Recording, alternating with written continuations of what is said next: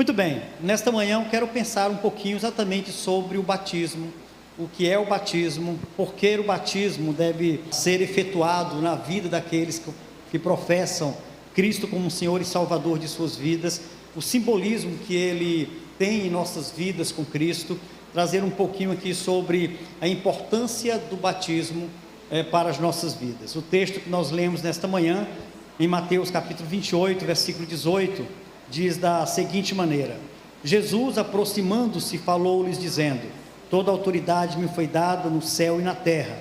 Ide, portanto, fazei discípulos de todas as nações, batizando-os em nome do Pai e do Filho e do Espírito Santo, ensinando-os a guardar todas as coisas que vos tenho ordenado. E eis que estou convosco todos os dias até a consumação do século. Nós temos aqui a ordem dada por Cristo, e esta ordem ela se repete também nos outros evangelhos, que todo aquele que confessar Cristo como Senhor, como Salvador, ele deve ser batizado. Então nós temos aqui o batismo em primeiro momento como uma ordem. Mateus 28, 19 deixa isso muito claro. Ele diz: batizando-os em nome do Pai e do Filho e do Espírito Santo.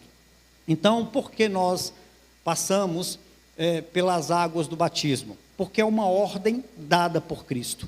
Nós não temos aqui uma possibilidade, nós não temos aqui, se porventura, Ele ordena que aqueles que creem nele, aqueles que se entregam a Ele como Senhor e Salvador, se tornando um seguidor, um discípulo dele, deve ser batizado. Então, nesse primeiro momento, a palavra em destaque aqui é batizando-os, é um imperativo, é uma ordem, não é uma possibilidade, não é caso eu queira, não é caso eu decida. Se eu já sou um servo de Cristo, já sou um apóstolo dele, e aqui eu estou usando a palavra apóstolo no sentido geral, alguém que é enviado para proclamar o Evangelho, não no sentido específico, porque no sentido específico não existe apóstolo, porque o critério para alguém ser apóstolo, de fato, no sentido específico, precisava ter andado com Cristo, testemunhado o seu batismo, testemunhado a sua ressurreição, testemunhado a sua ascensão, e nesse sentido, não existe mais ninguém que preencha esses critérios. Então, apóstolo hoje, no sentido específico, é falso, é um falso apóstolo, é uma falsa doutrina, é ensino completamente distorcido das Escrituras, é um engano, é um engodo para a igreja. Então, no sentido específico, não existe apóstolo, isso é bíblico. Os critérios precisam ser preenchidos, está lá em Atos, capítulo 1 e versículo 22. Precisam ser preenchidos esses critérios. Mas no sentido geral, no sentido de que nós temos uma missão individual, proclamar o Evangelho, proclamar as boas novas, evangelizar, nesse sentido geral, todos nós, sem exceção e sem distinção, somos apóstolos nesse sentido. Então, aquele que já é discípulo de Cristo, ele deve passar pelo batismo, ele deve sentir esse desejo, ele deve sentir, né, esse anseio pelo batismo. Isso deve ser algo natural. Então ele diz: batizando-os, é um mandamento que deve ser obedecido. Eu confesso que, em particular, não apenas como pastor, mas como um servo do Senhor, um crente em Cristo, eu tenho extrema dificuldade em entender alguém que confessou Cristo como Salvador, alguém que entregou-se a Cristo, o recebeu como Senhor de sua vida, e ele diz: eu não quero ser batizado, eu não desejo ser batizado. Isso é muito estranho, porque o desejo de não ser batizado tem um pressuposto. O que é que está por trás dessa motivação? O que é que me motiva a não desejar cumprir a ordem de Cristo? Então, em particular, isso para mim é extremamente esquisito, é estranho, alguém que já recebeu Jesus como Salvador e não desejar ser batizado nas águas. Então é uma ordem e nós precisamos obedecer. Por que precisamos ser batizados? Logo após a confissão de fé, porque é uma ordem, é um imperativo. Segundo, o batismo, ele tem uma fórmula. Qual é a fórmula do batismo? Batizando-os em nome do Pai e do Filho e do Espírito. Tem uma fórmula, não é de qualquer jeito. Então, qual o nome, qual a mensagem que estar sendo pregada, levada para que o batismo aconteça. Essa mensagem, ela precisa ser a mensagem que leva o nome da Trindade. Uma mensagem em nome do nosso Salvador. Envolve o nome do Pai, o nome do Filho e o Espírito Santo. Quando nós lemos Efésios capítulo 1, nós vamos encontrar o plano de Deus para salvar o homem. Este plano está envolvido as três pessoas da Trindade. Deus, no plano da redenção, ainda na eternidade, Ele planeja eleger e Ele planeja predestinar. Efésios capítulo 1 diz que Ele nos elegeu. A eleição é uma escolha que Deus faz daqueles que serão seu povo. Ele escolheu de uma multidão de pecadores seu povo. É difícil entender para alguns, mas nós não podemos negar, está lá. Efésios capítulo 1, versículo 4, assim como nos escolheu nele, antes da fundação do mundo. Versículo 5, nos predestinou para ele, para a adoção de filhos, por meio de Jesus Cristo. Então, qual foi a participação do Deus Pai no plano da redenção? Escolher e predestinar. A eleição é a escolha. O que é a predestinação? É o destino. Então Deus, Ele nos elege, Ele escolhe um povo para si, e Ele dá um destino a esse povo. Ele escolheu esse povo para ser santo e irrepreensível. A eleição é para isso. Ele elege para que esse povo seja santo, seja irrepreensível. Santo, separado. Separado de quem, pastor? De todos aqueles que Ele não elegeu. Separado do mundo, separado do pecado, separado da imoralidade, separado da corrupção, separado da mentira, separado da falsa teologia, separado da falsa moralidade, separado da falsa ética. Então Ele nos elegeu para sermos santos, separados para Ele. Um povo de particular propriedade dEle. E depois Ele deu um destino a esse povo. Qual foi o destino que Ele deu a esse povo? Ele destinou esse povo para a adoção. Ele deu um destino. Esse povo que eu elegi, eu vou destiná-los para ser adotados como filho, irmãos do meu filho, irmãos de Jesus.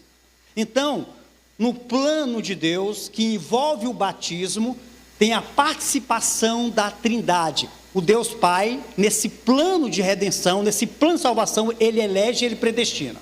Ah, pastor, não acredito na predestinação. Olha, você tem o direito de não crer. Mas a sua incredulidade não muda o fato de que a doutrina está na Bíblia. Não aceito. Isso não é problema, porque continua lá. Certo? Um dia um ateu disse para mim, pastor, eu não acredito em Deus. Eu me virei para ele assim, e daí? E daí? Porque você não acredita em Deus? O que isso muda? Qual o fato a ser mudado e você dizer que não acredita em Deus? Deus continua sendo Deus, continua soberano, continua existindo e você continua enganado na sua falsa crença. Deus, Ele existe, não é porque eu acredito que Ele existe. Ele existe e pronto. Inclusive as Escrituras, em nenhum momento, ela tem a menor intenção de provar a existência de Deus. Ela parte de um pressuposto. Qual o pressuposto? Deus existe e pronto. Então não encontraremos na Bíblia, de Gênesis a Apocalipse, qualquer pretensão de Deus provar a sua existência. Ele existe e pronto. Então eu disse para aquele ateu, e daí? E daí, por acaso, a sua incredulidade mudará o fato? Ele achou que eu iria entrar num argumento filosófico, num argumento teleológico. Ele achou que eu ia entrar num argumento, sabe, de filosofia profunda para provar a existência de Deus. Não, Deus existe pronto. Então, o plano de Deus, que inclui o batismo, tem a participação da Trindade. Primeiro, Deus elege, Deus predestina. Depois, nós temos a segunda pessoa da Trindade envolvida no plano da redenção, do versículo 5 ao versículo 11 de Efésios. Primeiro nós temos a eternidade. Versículo 3, versículo 4, nós temos a eternidade, versículo 5. A eternidade, Deus Pai, antes da fundação do mundo, planejando salvar um povo de particular propriedade dele. Lá na eternidade, antes de tudo existir, só existia Deus e nada mais. Depois, Paulo, ele nos transporta da eternidade para a terra, para o plano criado, para o plano físico. Do versículo 6 seguinte, ele nos transporta da eternidade para a terra. O que é que nós vamos encontrar na terra? O Filho de Deus, Jesus Cristo. Ele nos abençoando com outra bênção celestial, porque a primeira bênção celestial é a eleição, a segunda bênção celestial é a predestinação, a terceira bênção celestial é a adoção, a quarta bênção celestial é a redenção. Cristo, a segunda pessoa da Trindade, veio a este mundo, nasce como criança, nasce como homem, com um propósito na participação da redenção: pagar o preço desse povo que foi eleito e predestinado. Então Cristo, ele vem com um propósito. A palavra redenção aqui, no versículo 7, no qual temos a redenção, a palavra redenção é um termo comercial, está dentro do campo do comércio. Quando Paulo diz que ele nos comprou, ele nos redimiu, usando a palavra redenção, naquele contexto histórico, lá no mercado, haviam escravos à venda. E aí o proprietário estava precisando comprar escravos para o trabalho na casa dele, no campo. O que é que esse nobre fazia, esse fazendeiro? Esse homem ia no mercado de escravos e comprava. Qual era a palavra que ele utilizava? Redenção. É um termo comercial. Está dentro do campo dos negócios. O que Cristo fez foi vir do céu e nos comprar para o Pai dele. Ele nos comprou. Então, a morte de Cristo é o pagamento, porque Deus, ele não pode perdoar pecados. Pastor, agora o senhor foi pesado, aí o negócio é sério. Deus não pode perdoar pecados. Deus é um bom juiz, um juiz correto. Ele não pode deixar ninguém sair do seu tribunal sem que ele pague o devido preço dos seus pecados. É por isso que lá no Antigo Testamento tinha morte de bezerros, de cordeiro, de bodes, de animais, porque a fúria de Deus contra o pecado era algo terrível, furioso. A ira dele contra o pecado era para exterminar todos. E o que é que fazia desviar a ira de Deus para que esse pecador não fosse destruído? A morte de bezerros, de bode, de cordeiros, de ovelhas. Matava uma ovelha no lugar do pecador. Então o israelita levava todo dia um bode, um cordeiro, aquilo que fosse necessário para que fosse apresentado ao sacerdote, e essa oferta desviasse a ira de Deus da pessoa para o cordeiro. Isso durou séculos. Quando chegamos em Romanos capítulo 1, nós encontramos lá que Deus, ele se permitiu tolerar esse modo de desvio da ira por um tempo. Porque chegou um momento que ele falou assim: não, sangue de cordeiro já não está mais satisfazendo a minha ira contra o pecado. Eu preciso de um sacrifício perfeito, eu preciso punir alguém perfeito, eu preciso que alguém possa cumprir as minhas exigências. Aí ele manda o filho dele, manda Jesus. Quando Jesus vem, Jesus, ele preenche os requisitos, porque agora, como Deus homem, ele pode pagar o preço como homem e pagar o preço como Deus, por um pecado, por uma dívida que eu não poderia resolver, cancelar. Então Cristo vem, assume a forma humana, de forma humilhante, se submete e se coloca no meu lugar, e no meu lugar ele é punido, como aquele cordeiro, aquele bode, aquela ovelha era punida, era morta no lugar daquelas pessoas. Cristo, da mesma forma, foi punido no meu lugar. E com essa punição, a ira de Deus derramada sobre o seu filho, a ira de Deus derramada como justiça sobre o seu filho, punindo o seu pecado, aí sim, através dessa punição, através dessa sentença de condenação, através dessa punição, aí agora Cristo, ele pode dizer: no meu filho eu perdoo você, pastor Ricardo. No meu filho eu perdoo você, irmão Alexandre. No meu filho, no sacrifício do meu filho, eu perdoo você, irmão Denis. no sacrifício do meu filho, na morte do meu filho, na punição que eu apliquei sobre ele, no flagelo que ele sofreu por sua causa, aí eu lhe perdoo, porque eu já puni alguém no seu lugar. Foi isso que Cristo fez por mim, foi isso que Cristo fez pelos 5 candidatos ao batismo que descerão as águas dessa manhã. Essa é a participação do Filho de Deus no plano da redenção que envolve o batismo. Primeiro Deus elege e Deus predestina. Essa é a participação do Deus Pai. A participação do Deus Filho, pagar o preço por esse povo. Entregar a sua vida em nosso lugar. E a participação do Espírito Santo, selar. Versículo 14 de Efésios capítulo 1, que diz assim: em quem, aqui esse pronome se refere a Cristo, versículo 12.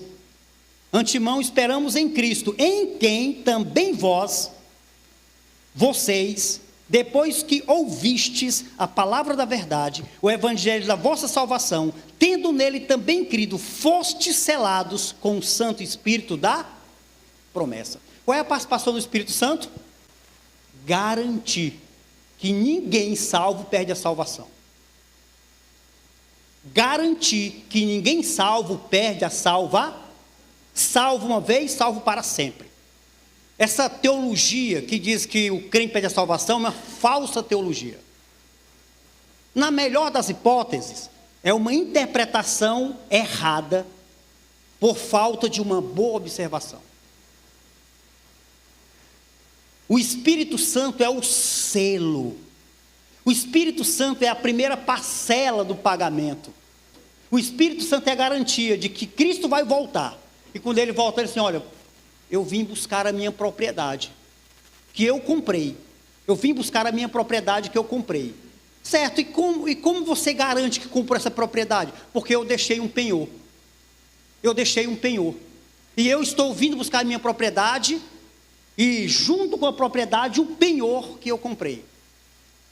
Meu pai foi marceneiro, meu pai foi agricultor, e meu pai também ele foi dono de um pequeno comércio, isso há 80 anos atrás. Meu pai já é falecido em 2013, faleceu com 79 anos.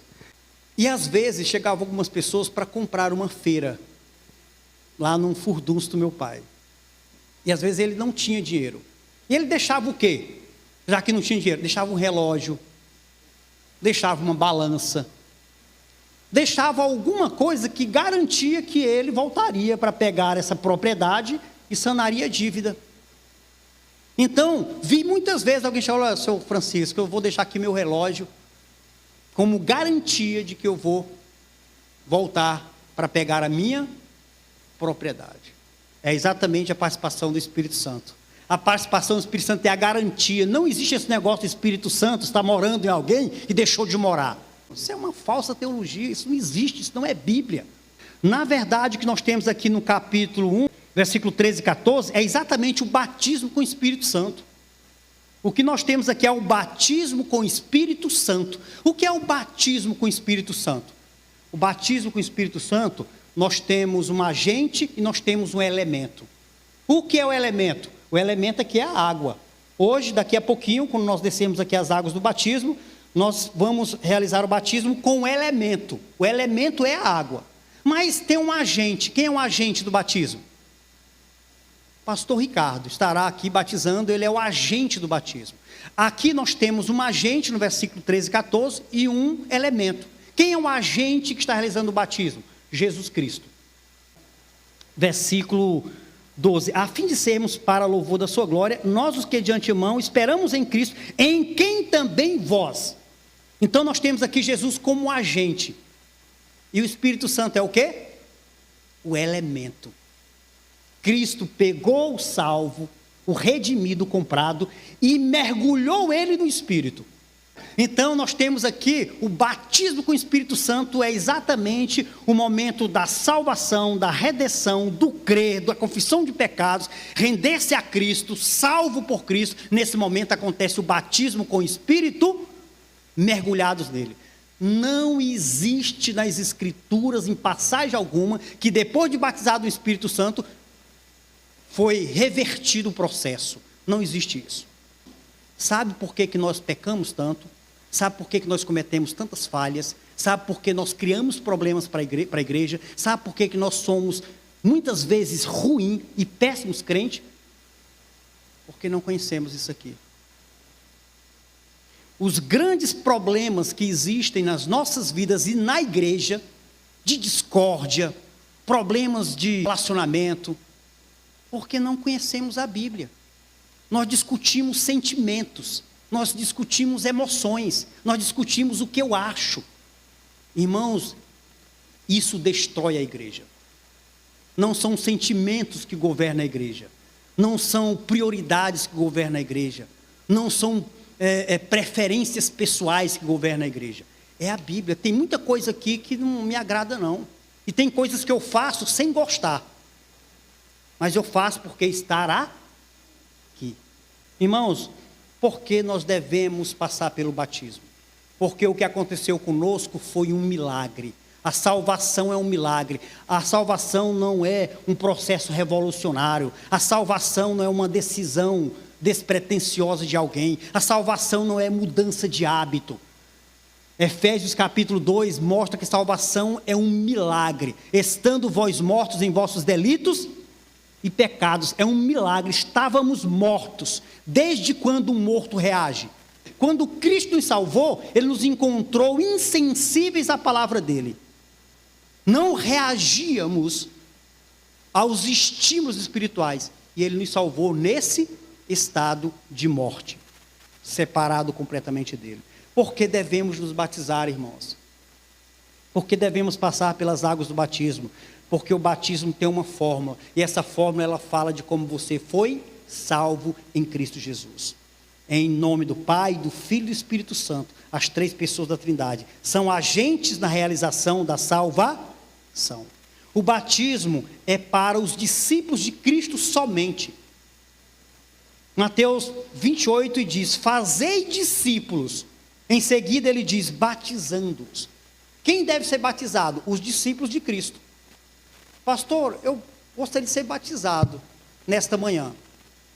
Já creu em Cristo como Senhor e Salvador? Não, pastor, ainda não. Você crê que Jesus Cristo perdoa os seus pecados? Pastor, eu tenho dúvida. Você crê que Jesus Cristo foi preparar um lugar especial no céu para você? Ninguém pode saber disso, pastor. Não pode ser batizado. O batismo é para quem já creu em Cristo, se tornou discípulo dele. Então, o batismo é para os discípulos. O batismo é uma ordem, o batismo tem uma fórmula batismal, o batismo é para os discípulos de Cristo Jesus. Se não é discípulo, não pode ser batizado. O batismo é uma profissão pública de fé em Cristo. Atos 2:38 encontramos o seguinte registro: respondeu-lhe Pedro: arrependei-vos e cada um de vós seja batizado em nome de Jesus Cristo para a remissão dos vossos pecados, e recebereis o dom do Espírito Santo. Irmãos, nós temos Pedro respondendo uma pergunta. Pedro, depois de pregar a palavra da salvação, fazer uma exposição do Antigo Testamento, mostrando como Cristo, aquele prometido no Antigo Testamento, morreu, doou a sua vida, sacrificou-se por nós, aquele Salvador que morreu, depois dele pregar uma mensagem extraordinária. Diz a Bíblia que a multidão estava com o coração compungido, ardendo, desesperado para aceitar Jesus como Salvador. Eles queriam crer em Cristo depois de ouvir aquela mensagem. Eles perguntam para Pedro: o que devemos fazer? Aí Pedro responde, arrependei-vos e cada um de vós seja batizado em nome de Cristo para a remissão dos vossos pecados. E recebereis o dom do Espírito Santo. E no versículo que nós lemos, vai dizer: ide, portanto, fazer discípulos das nações. Então Pedro, ele está aqui usando a mesma mensagem de Cristo. Mensagem de arrependimento de pecados.